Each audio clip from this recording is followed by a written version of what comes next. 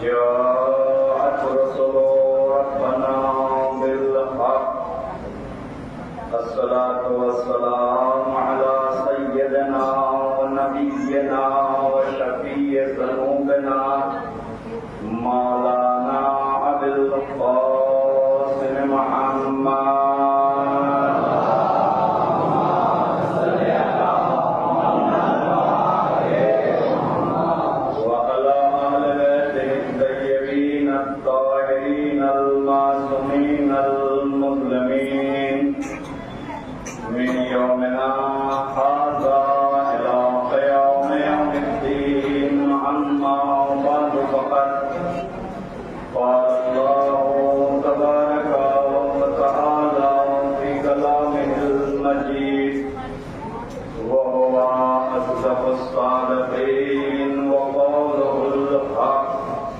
بسم الله الرحمن الرحيم قل لا أسألكم عليه أجرا إلا المودة في القربى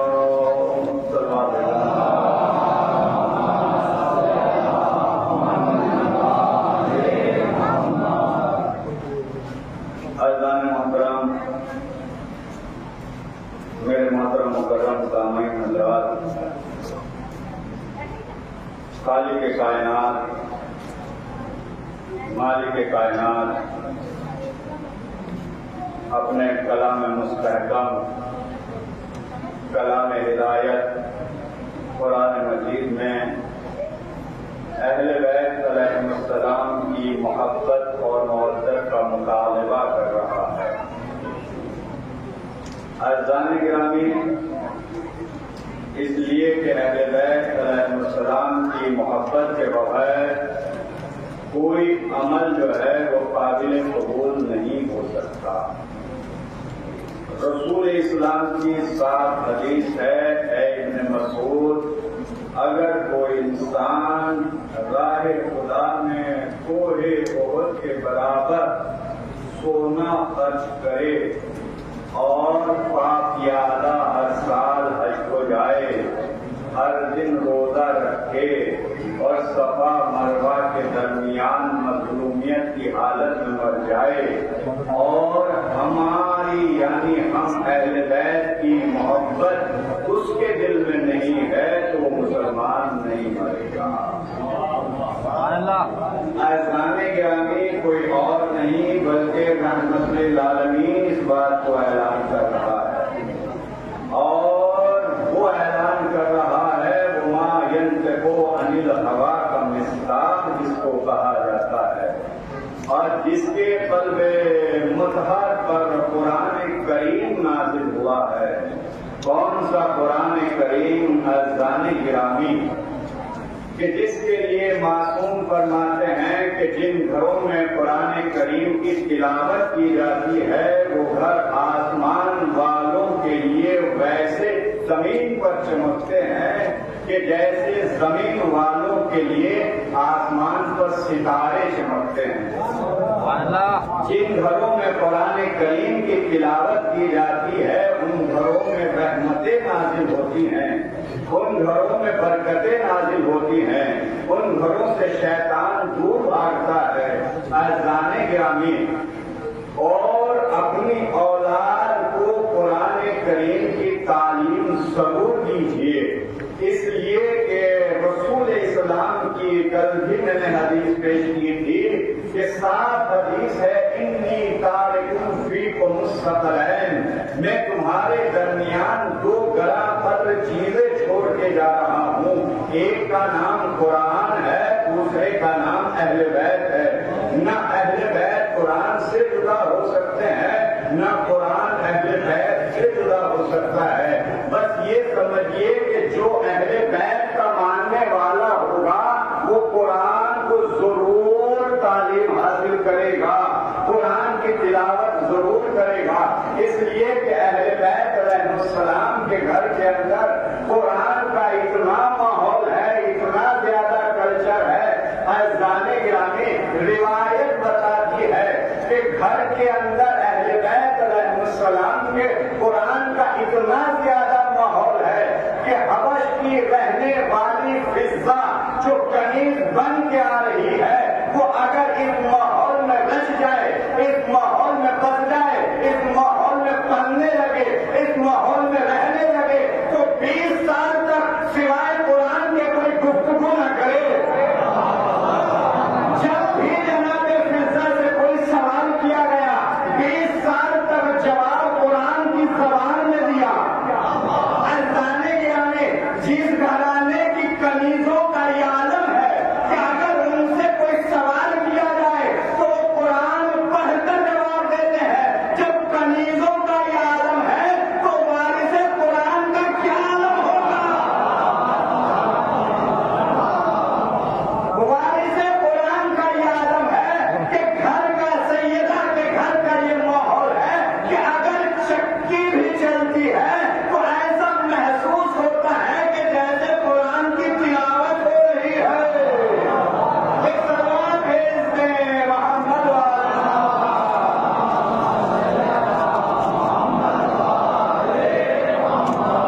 عزیزانے گرامی، قرآن صامت ہے۔ اہل بیت علیہ السلام کے گھرانے پر نازل ہوا ہے، رسول اسلام کے قلب مطہر پر نازل ہوا ہے۔ عزیزانے گرامی، قرآن صامت ہے۔ کل میں نے یہ بات چھیڑی تھی لیکن بات مکمل نہیں ہوئی تھی، بات دوسرے رخ پر چلی گئی تھی، اور جب بات دوسرے رخ پر چلی جاتی ہے واپس پلٹ کرانا مشکل ہوتا ہے۔ لہٰذا کل میں نے بات چھیڑی تھی کہ یہ ہے خاموش قرآن صامت، صامت یعنی چوپ چاپ رہنے والا، اور علی ہے قرآن ناطق یعنی بولنے والا۔ عزیزانے گرامی، یہ قرآن مبین ہے، یہ اور یہ علی قرآن مبین ہے اور قرآن قرآن نور ہے۔ عزیزانے گرامی، قرآن قرآن صامت ہے، لیکن زمانے والوں نے اس کی خاموشی سے فائدہ اٹھایا اور اپنے مطلب کی آیتوں کو چن کر ان پر عمل کرنا شروع کر دیا۔ ہر انسان نے اپنا مذہب قرآن کے مطابق ڈھال دیا اور ہر انسان اس بات کا دعویٰ کرتا ہوا نظر آنے لگا کہ ہمارا مذہب قرآن کے مطابق ہے۔ لیکن عزیزانے گرامی، اب قرآن سے پوچھے تو قرآن تو خاموش ہے کہ کیسے بتائے کس کا مذہب ہے میرے مطابق ہے، کس کا مذہب میرے مطابق نہیں۔ قرآن تو چپ ہے، قرآن کیسے بولے؟ بس مثال اس طریقے سے سمجھ لیجئے کہ جیسے ایک گونگا کسی ایسی جگہ کھڑا ہو، کیسی جگہ؟ جیسی جگہ آج ہم گھومنے گئے تھے کہ ہر طرف جو ہے، ہر طرف ہر چیز کی دکان ہے، ادھر کھانے کا ہوٹل ہے، ادھر پانی کی دکان ہے، ادھر ٹھنڈے کی دکان ہے، ادھر چائے کی دکان ہے۔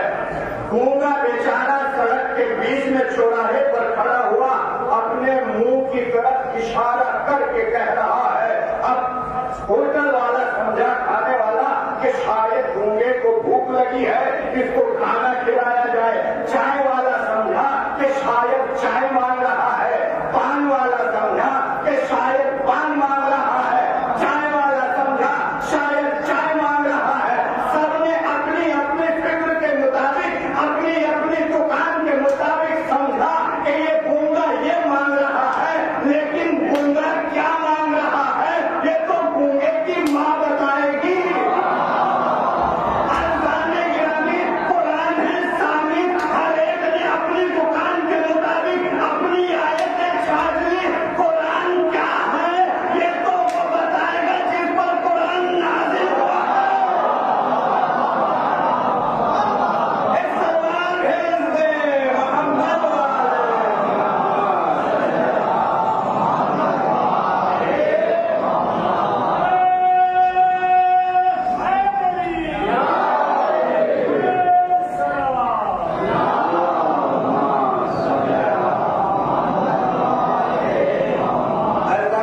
کبھی بھی سلمان پڑھنے میں کنجوسی نہ کیا کیجیے اور بلند آواز سے جو ہے سلمان پڑھنا کیجیے۔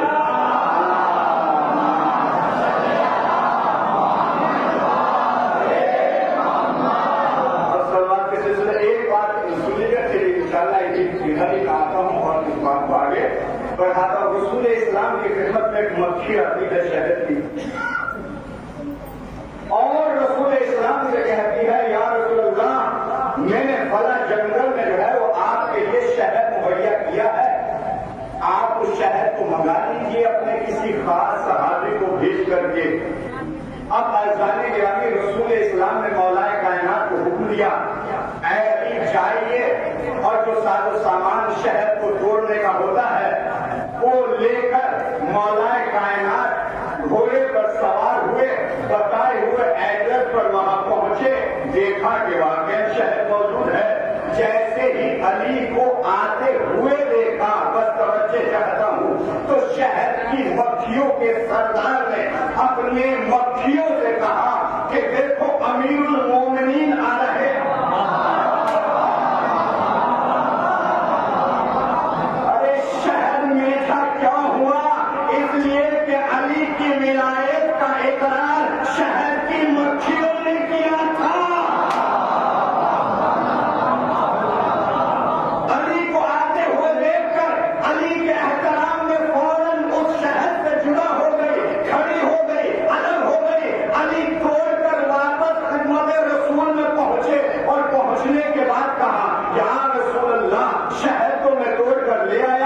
لیکن مجھے یقین نہیں ہے کہ شاید یہ شہد میٹھا ہوگا۔ کہا ایسی کیوں؟ کہا اس لیے کہ میں جس جنگل سے یہ شہد توڑ کے لایا ہوں اس جنگل میں سارے پودے، سارے پھول، ساری پتیاں کڑوی، کھٹی، اور لہٰذا مجھے یقین نہیں ہوتا لہٰذا یہ کیسے میٹھی ہوں گی۔ اذان گرامی اتنے رسول اسلام نے کہا ارے تمہیں شہد کی مکھی سے پوچھ لینا چاہیے تھا، وہ بتاتی۔ اتنے میں وہ مکھی وہی آ گئی اور آنے کے بعد کہتی ہے یا رسول اللہ علی صحیح کہہ رہے ہیں، واقعی وہاں سارے پھول پتیاں اور سب پودے جو ہے کڑوے کھٹے ہیں، لیکن ہمارا ایک دستور ہے کہ جب ہم ان کھٹے پودوں سے، پھولوں سے، کڑوے پھولوں سے شہد کھینچنا چاہتے ہیں تو شہد کھینچنے سے پہلے ہم آپ پر اور آپ کی حال پر سلوار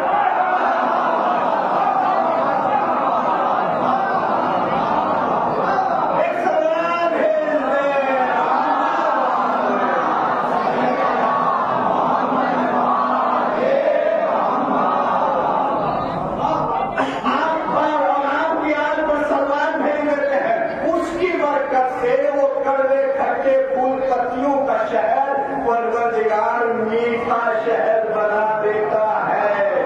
اذان گرامی جب مکھیوں کے سلوات پڑھنے سے کڑوے پھول پتیوں کا شہد میٹھا بن سکتا ہے تو محمد والے محمد پر سلوات پڑھنے سے پروردگار ہمارے گناہ کیوں معاف نہیں کر سکتا؟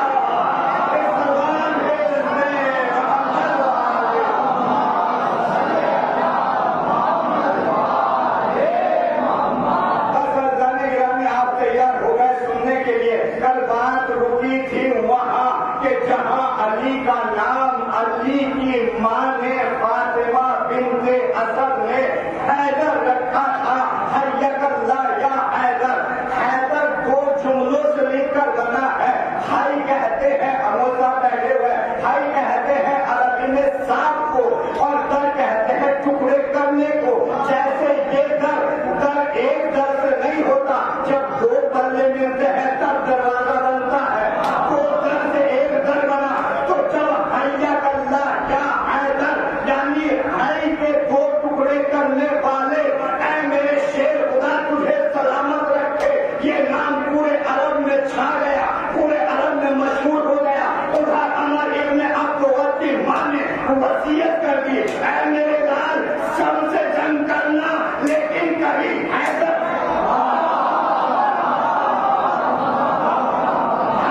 نام کے شخص سے جنگ نہ کرنا۔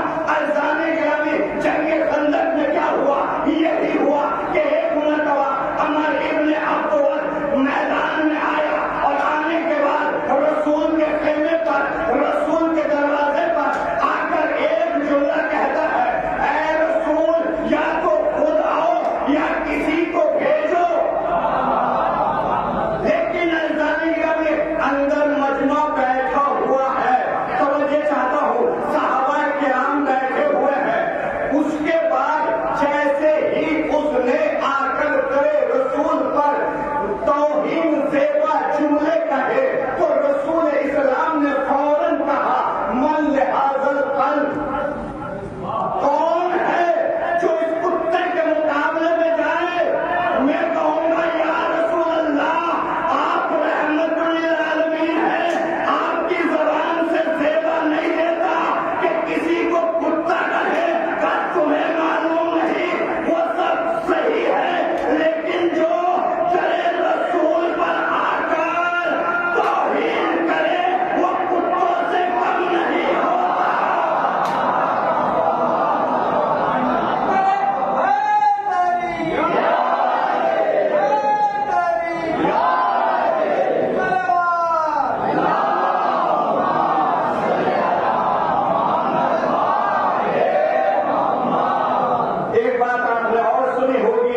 کہ صاحب آپ لوگ علی کو بہت زیادہ بڑھا دیتے ہیں اور اتنا زیادہ بڑھا دیتے ہیں کہ صحابہ کو کہیں گنتے ہی نہیں ہیں۔ عزیزان گرامی، ملتا موجود ہے، تاریخ داں موجود ہے، آپ بھی عقل و فہم شعور رکھنے والے لوگ ہیں۔ رسول اسلام خیمے کے اندر اکیلے نہیں بیٹھے ہوئے ہیں، مجمع بیٹھا ہوا ہے صحابہ کرام کا۔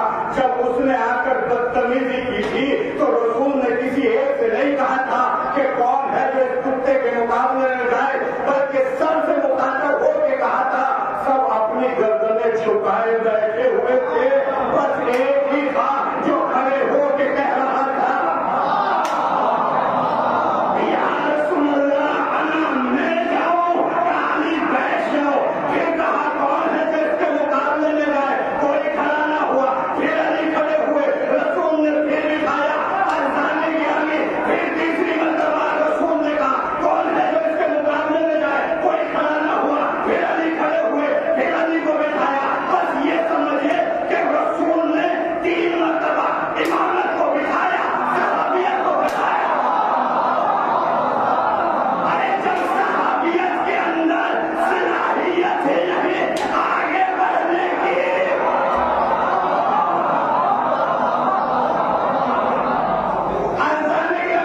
کوئی آگے نہیں بڑھا، علی آگے بڑھے اور پوچھا یا رسول اللہ کب تک جنگ کروں؟ کہا جب تک اللہ آپ کے ہاتھوں پر فتح نہ لکھ دے۔ عزیزان گرامی، ادھر جو ہے رسول مولا کائنات نکلے اور رسول اسلام نے حدیث فرمائی، برز الایمان کلہ علی کل کفر ہی، کل کا کل ایمان کل کے کل کفر کے آگے مقابلے میں جا رہا ہے۔ توجہ چاہتا ہوں عزیزان گرامی، یہ ایسا ویسا نہیں ہے، بلکہ یہ جو صحابہ وہاں بیٹھے ہوئے تھے خیمے کے اندر، جب رسول کہہ رہے تھے کہ کون ہے اس کے مقابلے میں، تو یہ ایک دوسرے کے کوہنی مار کے کہہ رہے تھے اس کے برابر میں کون جائے گا، یہ تو اونٹ کے بچے کو اپنی سپر بنا لیا کرتا ہے، اس کے مقابلے میں جا کے ہم اپنی جان تھوڑا ہی کھولیں گے۔ بس عزیزان گرامی، ایک مرتبہ رسول اسلام نے علی کو بھیجا اور بھیجنے کے بعد اب جیسے ہی عمر ابن عبدالعزیز سامنے آیا، توجہ چاہتا ہوں عزیزان گرامی، ایک مرتبہ وہ پوچھتا ہے آپ کا نام کیا ہے؟ بس عزیزان گرامی مولا کائنات نے فرمایا، جملہ یاد کیجیے، فاطمہ بنت اسد نے کیا کہا تھا؟ فاطمہ بنت اسد نے کہا حیّک اللہ یا حیدر۔ علی سے جب اس مقابل والے نے پوچھا آپ کا نام کیا ہے، تو علی کہتے ہیں سمت لی امی حیدرہ،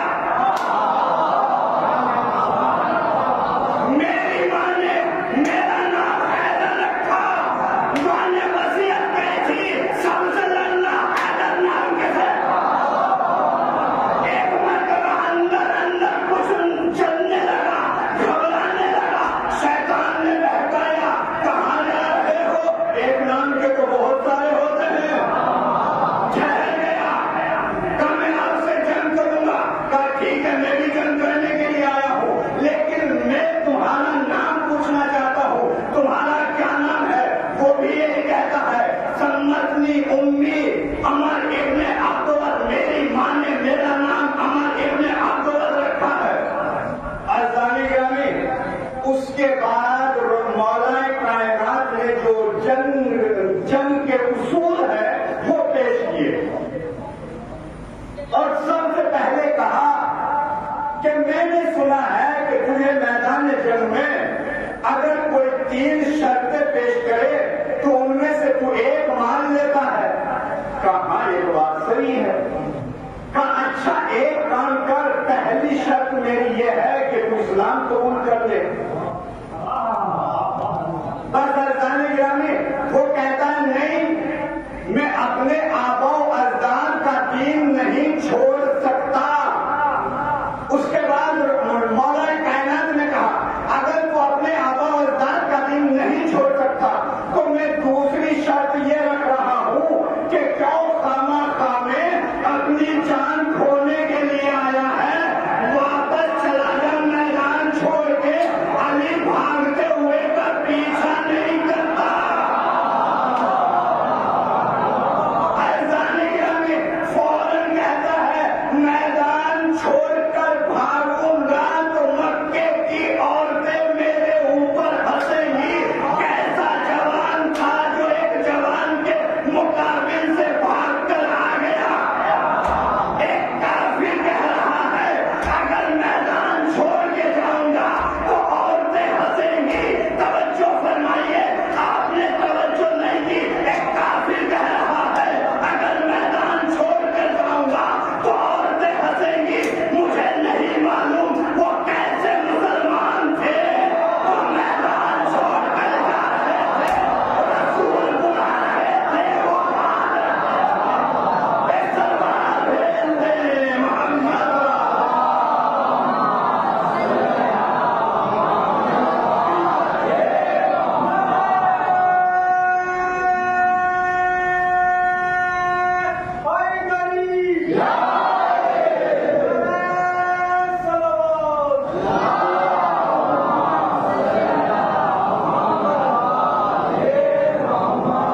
اور اذان گرامی ادھر رسول اسلام اور صحابہ خیمے کے دروازے پر بیٹھے ہوئے ہیں، اور رسول اسلام نے ایک حدیث بھی فرما دی کہ آج جو سب سے پہلے مجھے علی کی کامیابی کی خوشخبری آ کر سنائے گا اس کے لیے جنت واجب۔ اذان گرامی جو برابر میں بیٹھے ہوئے تھے اس وقت تو نہیں بھاگے، اب بھاگے کہ شاید جنت کی خوشخبری ہمیں مل جائے، اور میدان کی طرف بھاگے۔ اور کچھ لمحوں کے بعد جب مولا کائنات نے اس کو دو حصوں میں تقسیم کر کے واپس رسول اسلام کی خدمت میں آ رہے تھے تو علی تو بہت آہستہ آہستہ ٹہلتے ہوئے آ رہے تھے، لیکن جو جنت کے لالچ میں گئے تھے وہ علی سے تیز رسول کی طرف دوڑ رہے تھے۔ ادھر سلمان رسول کے پہلو میں بیٹھے ہوئے تھے، دیکھ کے آتے ہوئے صحابہ سے فوراً کہا یا رسول اللہ بھائی کی فتح مبارک ہو۔ صحابہ دوڑ کے آ رہے ہیں، یا رسول اللہ مبارک ہو، مبارک ہو۔ پہلے میں نے خبر دی، پہلے میں نے خبر دی۔ کہا نہیں، خبر تو مجھے پہلے مل گئی۔ کہا کس نے دی؟ کہا سلمان نے دی۔ کہا سلمان تو گیا نہیں تھا۔ کہا سلمان سے پوچھو۔ کہا سلمان تم نے کیسے دی؟ کہا علی کی کامیابی دیکھ کر ان کے گھوڑوں کی رفتار بتا رہی ہے۔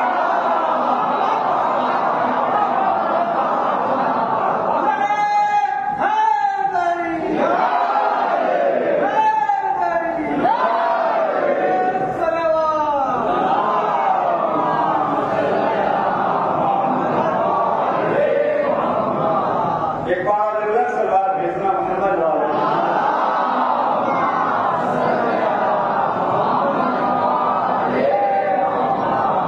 اذان گرامی علی کی ذات وہ ہے کہ جس کو جو ہے اللہ نے ناصر رسول اسلام بنا کے بھیجا ہے، مددگار رسول اسلام بنا کے بھیجا ہے، اور اس وقت نہیں بھیجا جو کل میں نے آپ کو بتایا تھا کہ 13 رجب 30 عام الفیل کو مولا کائنات کی ولادت ہوئی۔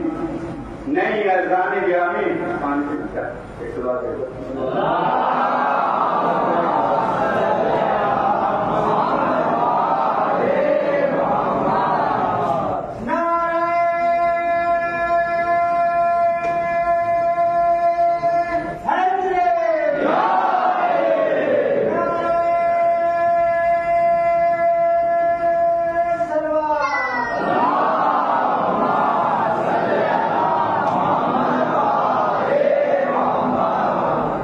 بلکہ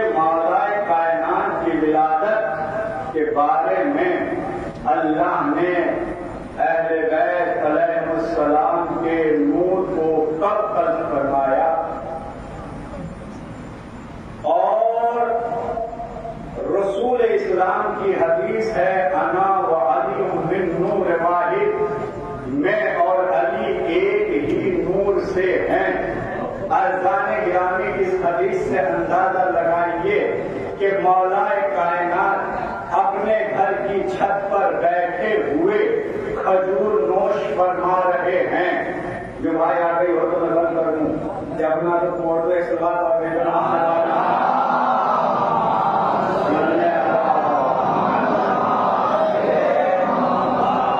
इसलिए कि ये ऐरा वैरा का जिक्र नहीं है कि जहां पर नींदें आ जाएं, और नींद का तकाजा ये है कि अगर बावजू को नींद आ जाए तो उसकी वजू टूट जाती है, यानी इबादत टूट जाती है। लिहाजा जब वो इबादत टूट जाती है तो ये इबादत में भी बेदारी जरूरी है। इस्लाम भेजना मोहम्मद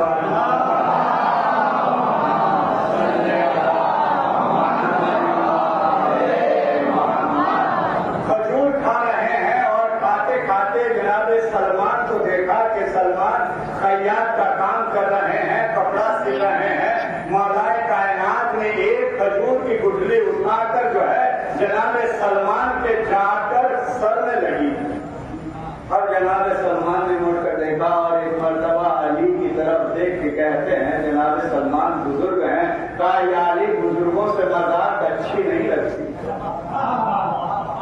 जैसे अली ने ये जुमला सुना तो सलमान से कहा, सलमान बुजुर्गों से मजाक अच्छी नहीं लगती, क्या तुम हमसे बुजुर्ग हो? सलमान कहते हैं या रसूलल्लाह, या अली जाहिर में तो ऐसा ही लगता है। कहा ये बताओ कि मकाम मुज़दलिफा पे तुम्हारे साथ क्या वाकया पेश आया था? कहा या अली वो तो आपकी विलादत से पहला वाकया, उसकी आपको क्या खबर? बताने चाहता हूँ अज़ाने गिरामी, नहीं फिर भी बताओ तो सही कि क्या वाकया पेश आया था। क्या या अली में जंगल का सफर कर रहा था कि अचानक जो है एक जंगली शेर मेरे पीछे पड़ गया। वो मेरे पीछे दौड़ रहा था, मैं आगे दौड़ रहा था, जान के लाले पड़े हुए थे कि मैंने अपनी जान बचाने के लिए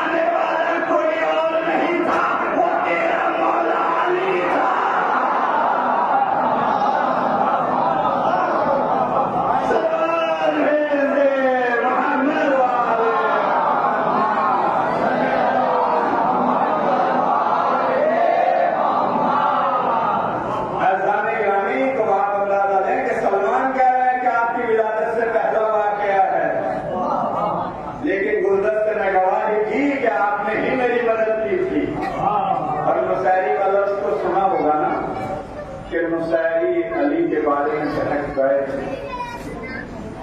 اور علی کو خدا ماننے لگ گئے. اس کا واقعہ کیا ہوا تھا شاید آپ نے سنا تو ہوگا کبھی, اور سنا ہو تو سمجھ جاؤ اور نہ سنا ہو تو پھر سناؤں. ایک بات بھیجنا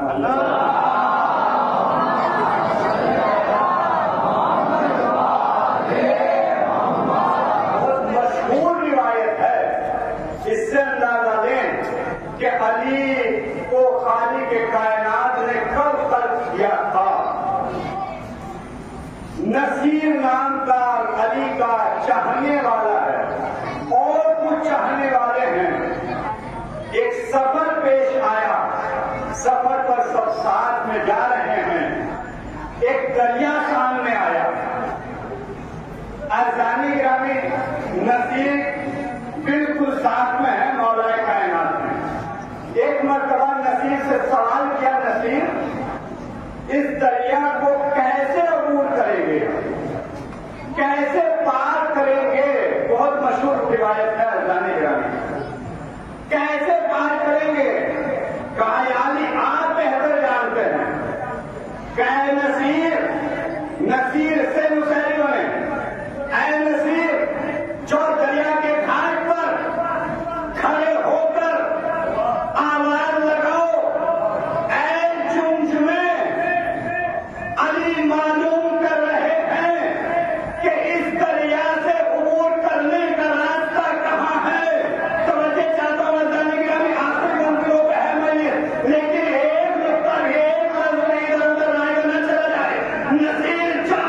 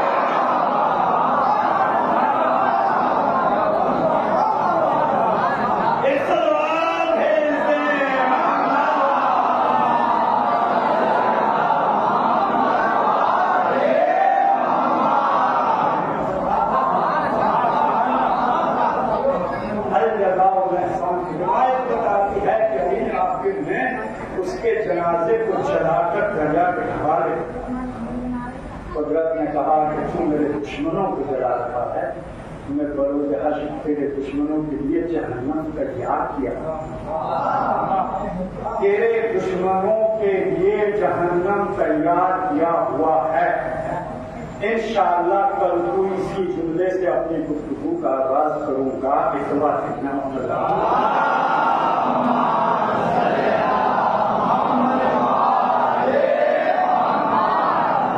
عرضان گرامی، وقت زیادہ اجازت نہیں دیتا، حالانکہ فضائل اہل بیت اتنے زیادہ ہیں کہ اگر صبح قیامت تک بھی بیان ہوتے رہے تو فضائل اہل بیت ختم نہیں ہو سکتے۔ لیکن عزیزوں، جن کے فضائل زیادہ ہوتے ہیں ان کے مسائل کی ایک بات میں آپ کو بتاؤں گا۔ آداب مجلس کچھ ہوتے ہیں، ان آداب مجلس میں ایک ادب یہ ہے کہ اگر دوران مسائل کسی کو رونا نہ آیا کرے تو فاطمہ سے معافی مانگا کرے، فاطمہ سے دعا مانگا کرے، اے فاطمہ مجھے توفیق دے، میری آنکھوں میں آنسو دے کہ میں آپ کو آپ کے لال کا غصہ دوں۔ اور اگر رونا نہ آئے تو رونے والے کی شکل بنا دیا کریں، سر جھکا دیا کریں تاکہ سیدہ جو ہے رونے والے کی شکل دیکھ لیں۔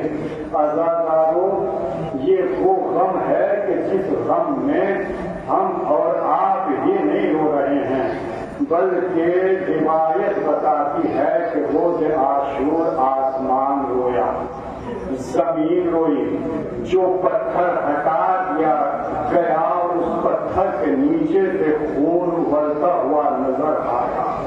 غم حسین میں ہر شے روتی ہے۔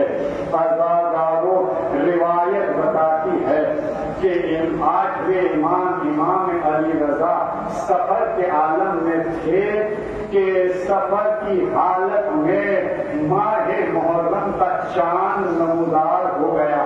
قافلے والوں کو ٹھہرایا، اے قافلے والوں ٹھہر جاؤ، سب کے سب ٹھہر گئے، اس لیے کہ افق پر آسمان پر ماہ محرم کا چاند نمودار ہوا۔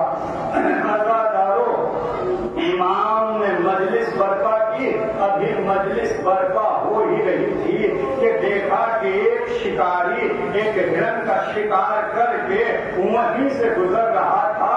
جب امام نے اس ہرن کی طرف دیکھا تو ہرن بڑی مایوسانہ انداز میں مولا کی طرف بڑی ٹکٹکی لگا کے دیکھ رہی تھی۔ مولا سمجھ گئے کہ یہ ہرن ہم سے کچھ کہنا چاہتی ہے۔ ایک مرتبہ شکاری سے مخاطب ہو کے امام نے کہا ذرا ٹھہر جاؤ۔ شکاری ٹھہر گیا، کہا کہاں جا رہے ہو؟ کہا شکار کر کے اپنے گھر جا رہا ہوں۔ کہا یہ ہرن مجھے کچھ کہنا چاہتی ہے، تو اجازت دے کہ یہ مجھے کچھ بتائے۔ عزاداروں بہت روئیں گے، عزاداروں مصائب نہیں رلاتا۔ ذرا کربلا کا تصور کیجئے کہ جن کے اوپر کوئی رونے والا نہیں تھا، رسول اسلام سے جب سیدہ نے سوال کیا تھا